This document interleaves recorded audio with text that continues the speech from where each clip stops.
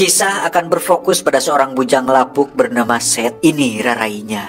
Seth bekerja sebagai penjaga di sebuah tempat penampungan hewan atau pengendalian hewan, yang mana dia terlihat cukup menikmati pekerjaannya dan sangat menyayangi semua hewan yang ada di sana. Saat pulang naik bus, Seth pun melihat seorang wanita yang sedang menulis untuk kemudian dia menghampirinya, dan ternyata itu adalah kakak kelas waktu dirinya masih sekolah impres. Wanita ini bernama Holly, tidak pakai Woon. Holly, right? Holly Garling.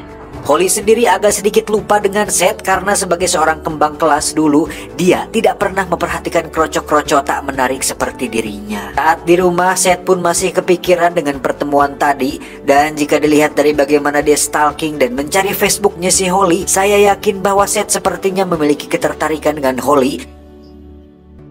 Esoknya Seth pun bertanya kepada security di tempat kerjanya, namanya Samsul, ini bebenguknya. Seth bertanya tentang bagaimana cara menarik hati seorang wanita dan bagaimana jika kita bogoh kepada seorang wanita tapi dia tidak bogoh dengan kita. Dengan karisma yang kuat dan wajah yang lumayan maskulin, Samsul pun memberikan saran agar Seth menemuinya secara langsung dan beri perhatian lebih kepadanya, dan yang satu yang penting, percaya diri.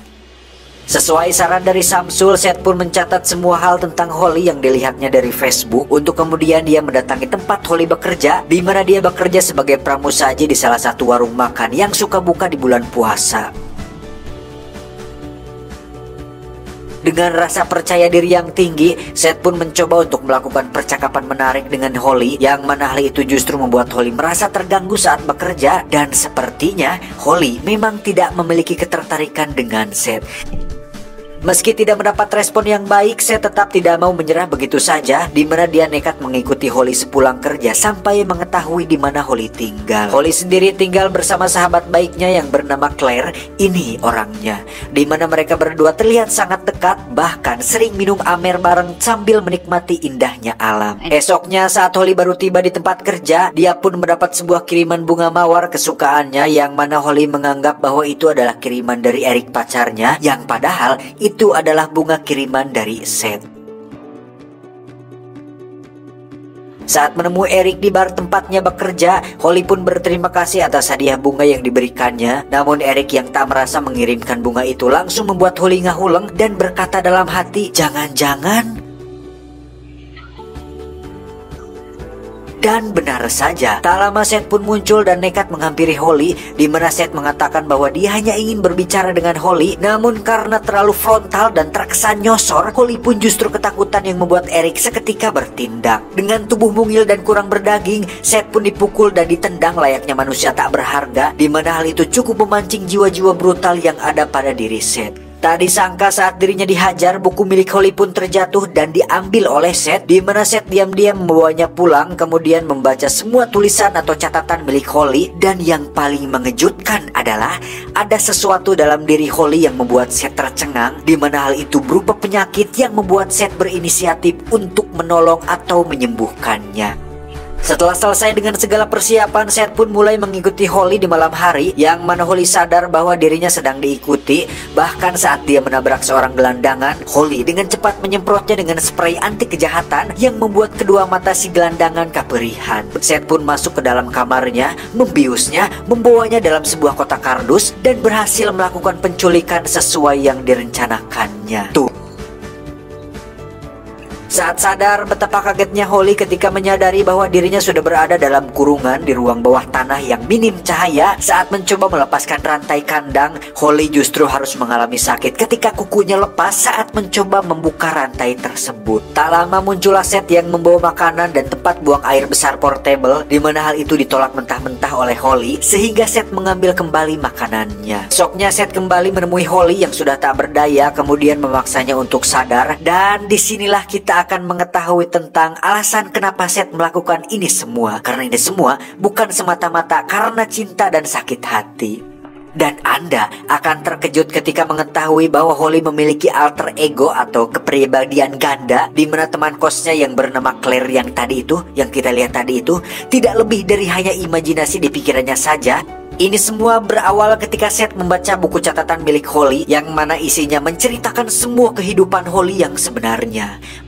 Alhasil, bisa diambil kesimpulan bahwa alasan Seth melakukan ini semua semata-mata bukan untuk dirinya sendiri, tetapi demi kesembuhan dan keselamatan si Holly agar tidak ditangkap oleh dan dihukum oleh polisi. Suatu hari saat Seth sedang tak di tempat, Samsul pun mulai curiga dengan gerak-gerik Seth yang sering keluar masuk gudang. Dan saat Samsul memeriksanya, betapa kagetnya dia saat mengetahui bahwa ada seorang wanita yang terkurung di dalam sana dan hanya memakai kancut. Holy shit. There's a light on the wall. You have to find something to break open this lock. Can you do that? Saat Seth datang, dia pun mencoba memukul Samsul dengan senter. Namun karena kalah ukuran, Seth pun dengan cukup mudah untuk dikalahkan. Dan Anda tidak akan percaya ketika melihat Holly menjulurkan kakinya yang membuat Samsul terjatuh, di mana Holly menyuruhnya untuk membunuh Samsul agar dirinya bisa tetap bersama dengan Seth. Seth, I can't.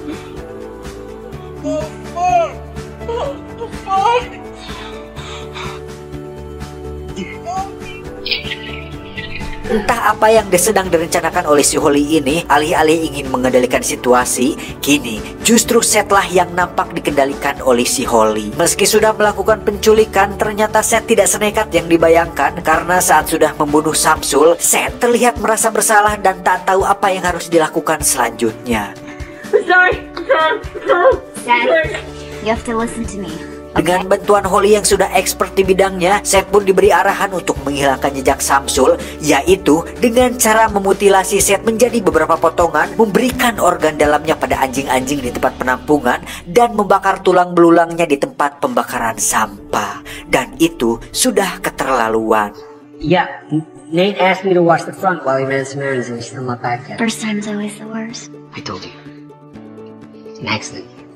Face it, Seth. Sehingga tanpa sadar, kini Seth lah yang menjadi budak atau peliharaan dari permainan maut si Holly. Ya, bisa dibilang Holly ini semacam psikopat yang mampu mengendalikan situasi, karena walaupun dalam kondisi terkurung, seorang psikopat masih bisa mengendalikan situasi sesuai yang diinginkannya. Situasi yang tidak sesuai rencana ini pun semakin membuat Seth menjadi stres, karena niat awal ingin menyembuhkan Holly dari kebiasaannya membunuh, malah sekarang dirinya lah yang menjadi pembunuh. Gotta eat something. Karena sudah masuk dalam permainan psikologis yang dimainkan Holly, Seth pun merasa bahwa Holly tulus mencintainya, karena dengan apa yang dilakukan Holly kemarin, yaitu saat menyelamatkannya dari serangan Samsul, itu dianggap sebuah bukti cinta yang diberikan Holly kepadanya. Talk to me. Please. Tell me what you need. Dan apa yang terjadi selanjutnya benar-benar di luar dugaan, di mana Holly meminta salah satu jarinya si Seth sebagai bukti cinta tulus kepadanya. My finger. Don't come back. Dan dengan semua yang telah terjadi dan dengan semua depresi yang dialaminya, Seth akhirnya nekat mengambil pisau, kemudian memotong salah satu jarinya tepat di hadapan Holly. Dan ketika Seth lengah, Holly pun mengambil pisau tersebut dan mengancam akan bunuh diri jika Seth tidak membuka kandangnya. Open the door. How much more are you ready to lose? Karena saking cintanya kepada Holly dan takut jika dia bunuh diri, Seth pun tak punya pilihan lain selain membuka kandangnya. Dan saat Holly keluar, dia pun langsung mencium Seth dengan sedikit lamotan, lalu menggorok lehernya si Seth dan meninggalkannya di sana.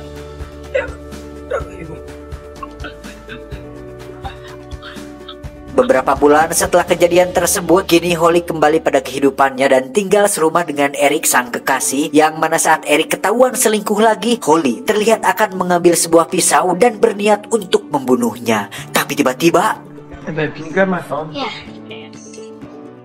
Really short drive out to the phone booth. Oh, yeah. Thank you, babe. ya, Holly tidak jadi melakukannya. Alasannya karena saat Holly merasa sakit hati dan merasa sendiri, Holly masih punya peliharaan yang dia simpan di sebuah gedung kosong, yang mana itu ternyata adalah si Seth yang ternyata masih hidup dan dijadikan peliharaan serta pelampiasan ketika Holly merasa sedang sakit hati. Hi. Dan jika dilihat dari dua jari Seth yang buntung, wajah yang rusak, dan mata yang buta, jelas bahwa Holly sering menyiksa Seth secara berkala.